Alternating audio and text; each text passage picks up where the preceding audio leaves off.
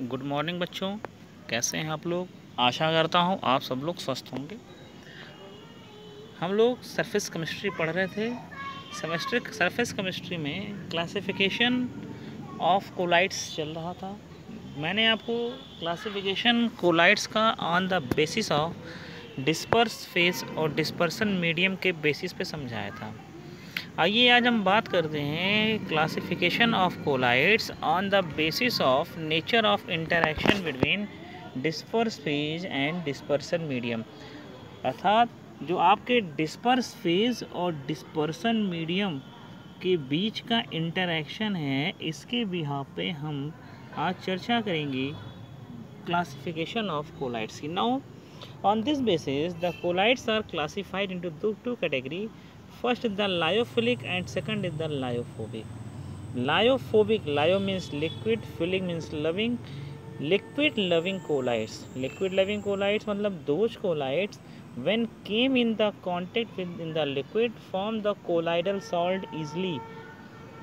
जो collides water के contact में आते ही मतलब मिक्स करने पर, लिक्विड मिक्स करने पर फास्टली क्या कर लें, कोलाइडल सॉल्यूशन का फॉर्म कर लें, that's are called is the lyophilic collides.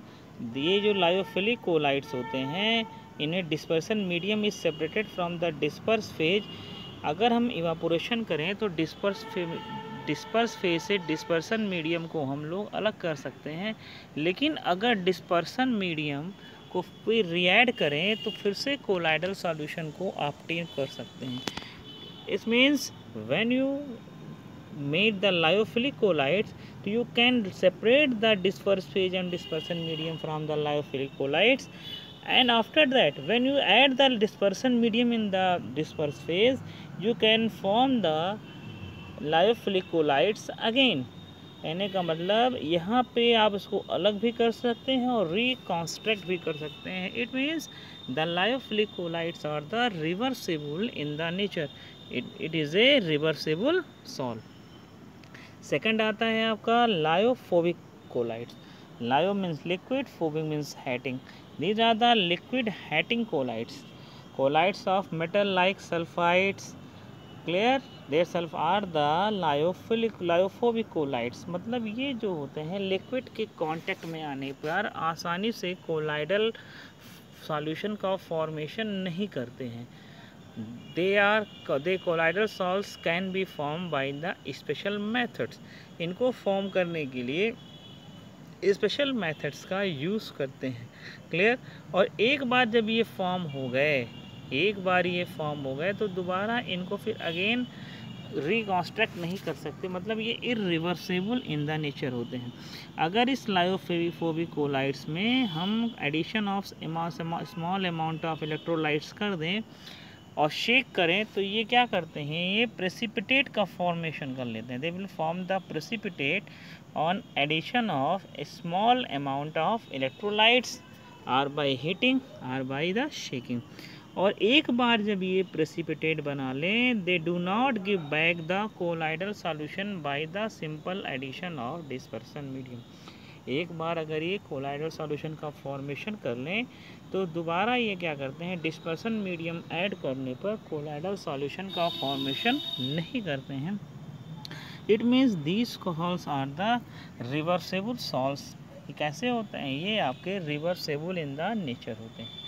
अगर दोनों के हम लोग डिफरेंस की बात करें, अगर डिफरेंस देखा जाए लायोफिलिक और लायोफोबिक्स में, तो लायोफिलिक कैसे बनते हैं, by the direct mixing of dispersion medium. और ये डायरेक्ट मिक्सिंग से बन नहीं पाते, इनको बनाने के लिए स्पेशल मेथड का यूज़ करते हैं। लायोफिलिक कोलाइड्स में little or no charge on particles. यहाँ पे लायोफोबिक में पार्टिकल कैरी पॉजिटिव और negative charge. Lyophilics particles generally solvated, lyophobic no solvation of the particles. Lyophilic आपका जानते हैं रिवर्सेबल होता है, लायोफोबिक इरिवर्सेबल नेचर।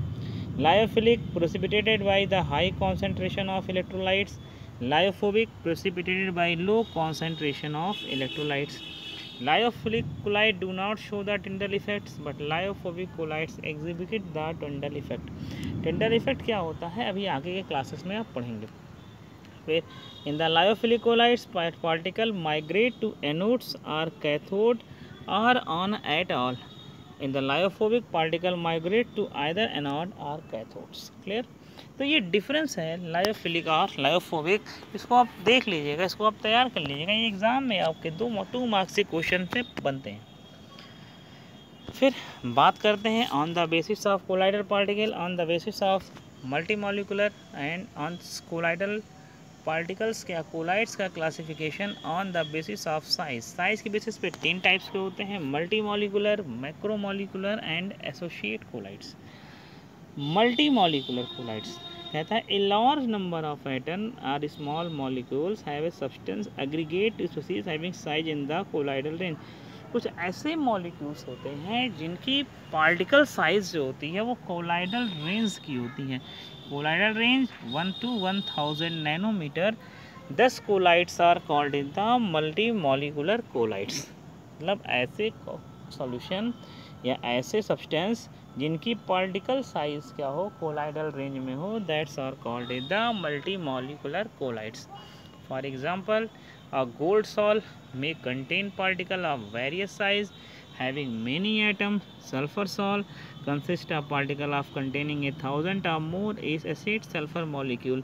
तो गोल्ड सॉल्ट और सल्फर सॉल्ट के जो मॉलिक्यूल्स होते हैं इनकी साइज लाई करती है किस पे, मल्टी मॉलिकुलर को लाई करती है कोलाइडल रेंज में, तो ये कहलाते हैं मल्टी मॉलिकुलर कोलाइड्स। नेक्स्ट आता है मैक्रोमॉलिकुलर कोलाइड्स। मैक्रोमॉलिकुलर कोलाइड्स की हम लोग बात करें तो मैक्रो मतलब बड़ा, बड़ा मतलब पॉलीमर्स, लार्ज मॉलिक्यूल्स। कुछ ऐसे लार्ज मॉलिक्यूल्स होते हैं जिनकी पार्टिकल साइज कोलाइडल रेंज में होती है, such are called in the macromolecular colloids. Some colloids which particle size are macromolecular colloids या मैक्रोमॉलिक्यूल्स होते हैं जिनकी साइज, माइक्रोमॉलिक्यूल का मतलब आप ऐसे भी समझ लो, when a number of small molecule combine and form a large molecules that's are called in the macromolecule. Macromolecules are generally form by the process of polymerisation. Polymerisation का मतलब होता है छोटे छोटे मॉलिक्यूल्स मिलकर बड़ा मॉलिक्यूल बना ले, तो ये कहलाता है पॉलीमराइजेशन। ये स्टेबल होते हैं, ये रिजेंबल करते हैं ट्रू सॉल्यूशन से। इनका एग्जाम्पल 2 टाइप्स का है, कुछ नेचुरल मैक्रोमॉलिकुलर कोलाइड्स हैं जैसे starch, cellulose, protein, enzymes, that are the natural macromolecular colloids. और फिर आता है man made micromolecular colloids. Man made micromolecular colloids में जाएंगे तो उसमें आपका पॉलीथीन, पॉलीस्टायरीन, सिंथेटिक रबर ये सब आ जाते हैं। तीसरी कैटेगरी आपकी एसोसिएट कोलाइड्स आएगी, जिसे हम लोग मिशल्स कहते हैं। इसके बारे में हम लोग चर्चा करेंगे नेक्स्ट वीडियो में। इसके अलावा ऑन कुछ इसको क्लासीफाई किया गया है on the basis of dispersion medium. Dispersion medium के बेसिस पे भी इसको क्लासीफाई किया गया है। डिस्पर्सन मीडियम के बेसिस पे क्लासीफाई किया गया है, जैसे कहते हैं एरोसॉल। एरोसॉल का मतलब होता है, aerosols means when the dispersion medium is air, that's are the aerosol। फिर कहता है इसको क्लासीफाई किया गया है बेंजोसॉल। बेंजोसॉल का मतलब when the dispersion medium is the benzene, that's are called is the benzosol। फिर इसको क्लासीफाई किया गया है या कह सकते हैं हाइड्रोसॉल। when the dispersion medium is the water, that's are called is the हाइड्रोसॉल। और फोर्थ इसको क्लासीफाई किया गया है एल्कोसॉल। when the dispersion medium is the water, that's are called is the alcosol. Dispersion medium अगर वाटर है तो क्या कहलाता है, एल्कोसॉल कहलाता है। तो ये क्लासिफिकेशन किया गया है इसका ऑन द बेसिस ऑफ, किसकी बेसिस पे, dispersion medium. If dispersion medium is the air, that's are the aerosol. If dispersion medium is the benzene, that's are called in the benzosol. If dispersion medium is the alcohol, that's are called in the alcohol. If dispersion medium is the water, it is called in the hydrosol। तो बच्चों ये था classification of colloids on the basis of size, on the basis of nature of interaction between the dispersed phase and dispersion medium and on the basis of the dispersion medium। आशा करता हूँ video आपको ज़रूर पसंद आएगा। Video को like share ज़रूर करिएगा। Thank you very much.